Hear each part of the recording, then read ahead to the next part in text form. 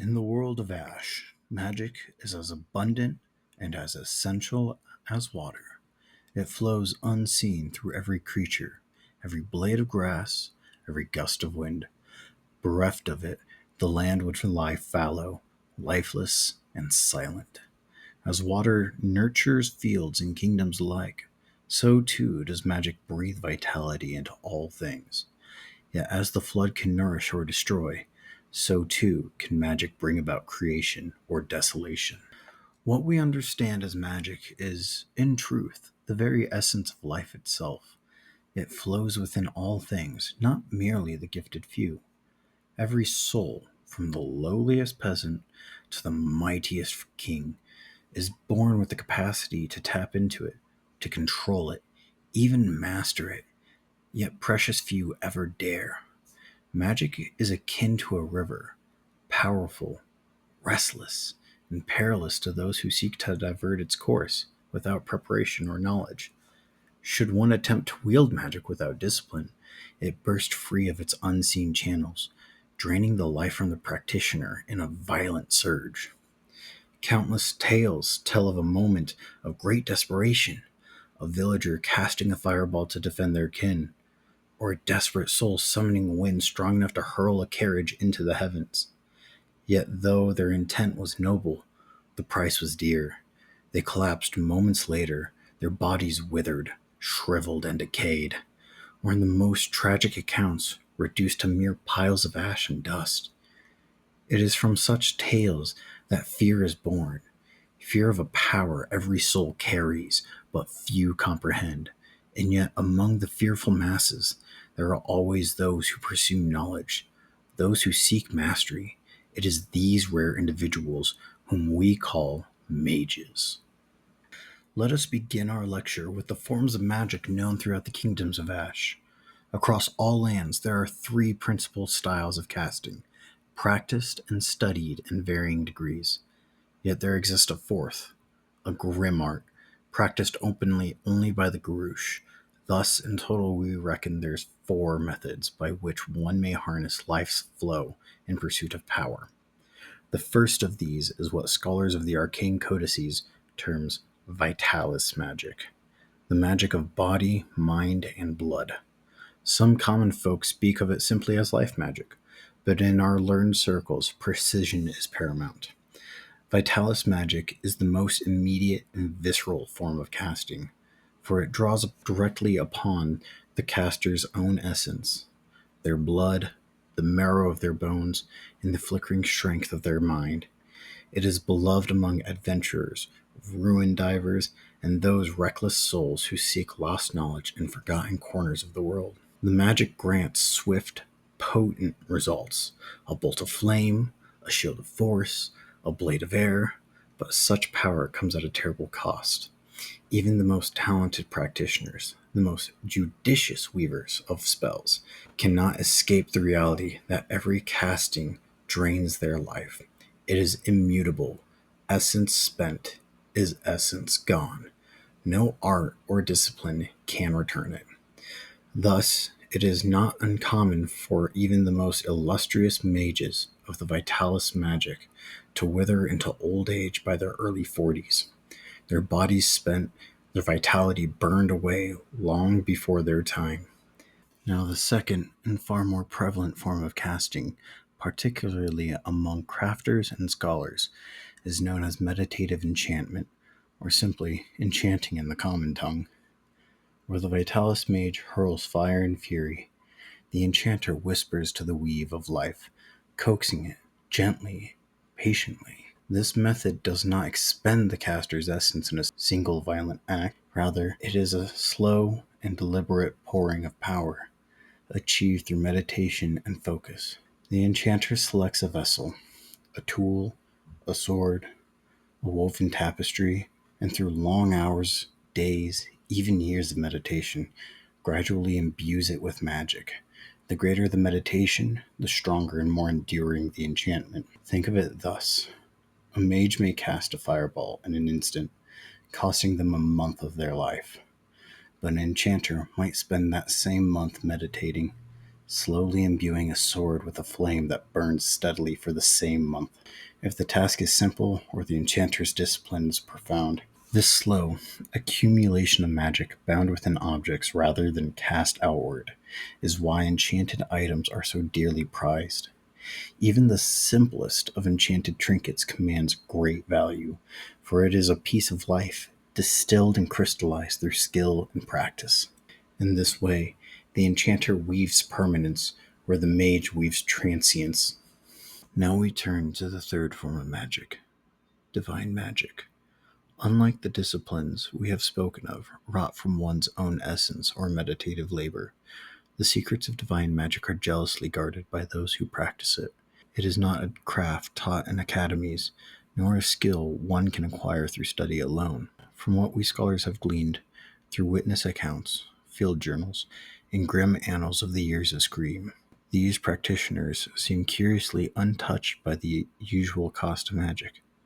Paladins, inquisitors, priests, we have documented many such figures calling forth vast torrents of power, spells that would leave the most resilient mage crippled, if not dead outright, and yet the holy men walk away, unbowed, without even a limp to show for their efforts. They attribute this to their unwavering faith, claiming that their gods themselves bestow upon them the powers to enact their will upon the earth. But even with this seemingly inexhaustible reservoir of energy, these clergymen are bound, not by physical limits, but by oaths. Before any divine power is granted, the practitioner must swear an oath or bind themselves to a sacred code. Should they break this oath, they are punished, not by mortal hands, but by divine retribution. The records tell us that oath breakers suffer grievous consequences: the sudden loss of their magic, a withering of their strength, even death itself, in particularly grave transgressions. Though it must be said these accounts are often clothed in speculation, for the gods, if they exist, guard their mysteries well. Amongst the scholarly circles of Valoria, debate rages still. Some hold the divine magic is truly a gift, a tether to beings beyond our mortal ken. Others argue that it may be nothing more than a form of mass meditation, with the clergyman acting as the foci, channeling the collective belief and fervor of the congregation into tangible power. Whether divine or mundane, the result is the same. The miracle wrought by these practitioners stand beyond the reach of ordinary mages, defying the cost we ourselves must always pay. And now, students, we come to the final form of magic, one which you must not merely approach with caution, but turn away from entirely: the forbidden form. In all the kingdoms of Ashe, from the gilded halls of Valoria to the mist-laden isles, this art is not merely banned, it is reviled, hunted, and stamped out wherever it takes root.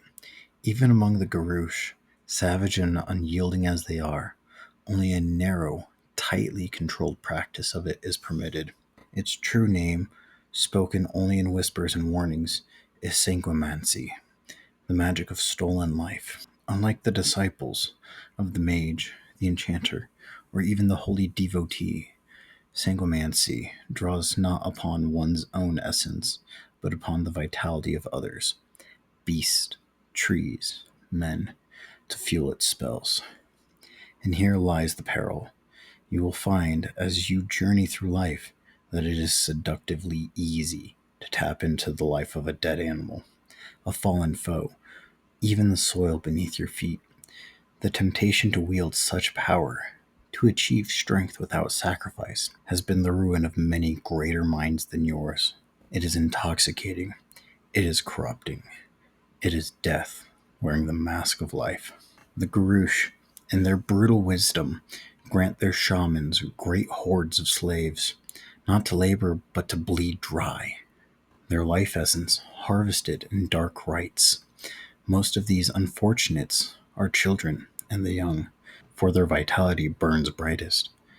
I will not dwell upon the horrors of the sacrificial pits they leave behind on battlefields, but know this: the stench of such places clings to the soul longer than to the skin.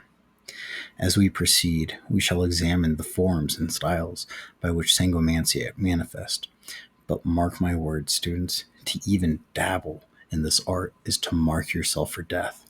To practice it is to surrender your humanity, your soul, and your place among the living. There is no redemption for those who cross that line. The last matter of today's lecture, students, concerns the pinnacle of magic and why you must neither seek it nor dream of reaching it. This pinnacle is known as Lichdom, the mastery of all forms of magic, Vitalis, enchantment, divine, and even the forbidden. To ascend to Lichdom is to forsake mortality itself, binding one's soul beyond death. And the long span of recorded history, from the warring tribes and feuding houses of ancient Valoria, through the shattered ruins of the High Elves, now occupied by the Astrian League, to the furthest wilds of the Samaya lands, only 3 beings have ever achieved Lichdom. The first, over 15 centuries past, was known only as the Worldbreaker. It was he who shattered the ancient High Elven kingdom, ushering in the era we call the Fractured Years.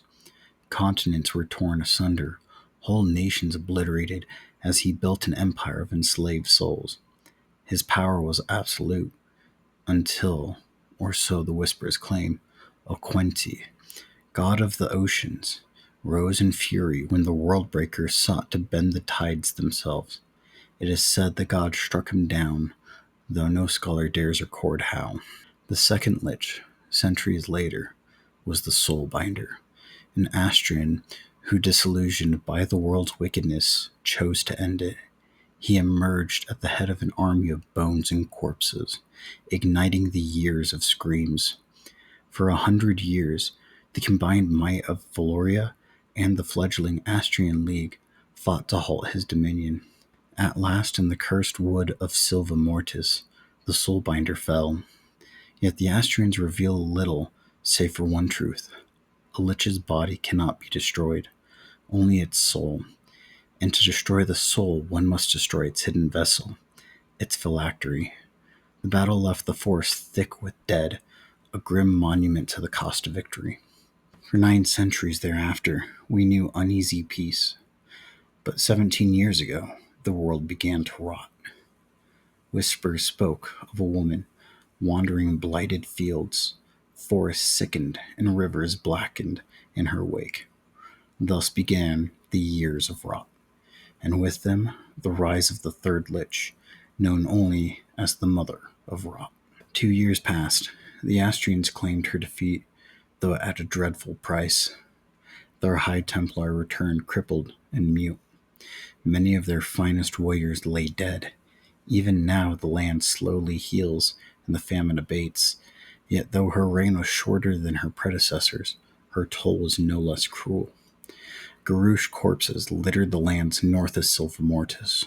Orcs, goblins, trolls, even high shamans found half decayed, untouched by beast. Villages once vibrant were left eerily silent, rotted into husk, too foul even for carrion. The Astrians fared no better. Their crops, livestock, forests, and rivers sickened. Stones cracked and life ebbed. Their casualties may count only in the hundreds, but these were no common folk. Generals, scholars, mages of repute, all fell, their bodies broken, coughing blood and organ, before death took them. Such is the power of a Lich, to bring entire nations to their knees, to wither life itself. Remember this, students.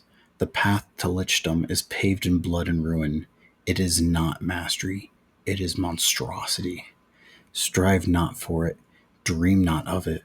Know only the ashes it leaves behind. You have heard today of magic in its many forms, the vital, the patient, the divine, and the forbidden. You have glimpsed the heights to which ambition may soar, and the depths into which it may plunge. Know this, students. Magic is not unlike life itself. It is wild, hungry, and without favor. It grants no mercy to the reckless, nor pity to the arrogant. Magic, like life, follows the same immutable law. Victory favors the disciplined. If the lore of Ash has stirred your curiosity, lend your ear to future lectures. Subscribe and let the forgotten truths of the world unfold before you. Leave a comment below with the questions that gnaw at your mind, or tell me what corner of Ash you would like to explore next. I am Professor Everquil, and I look forward to having you in class again soon.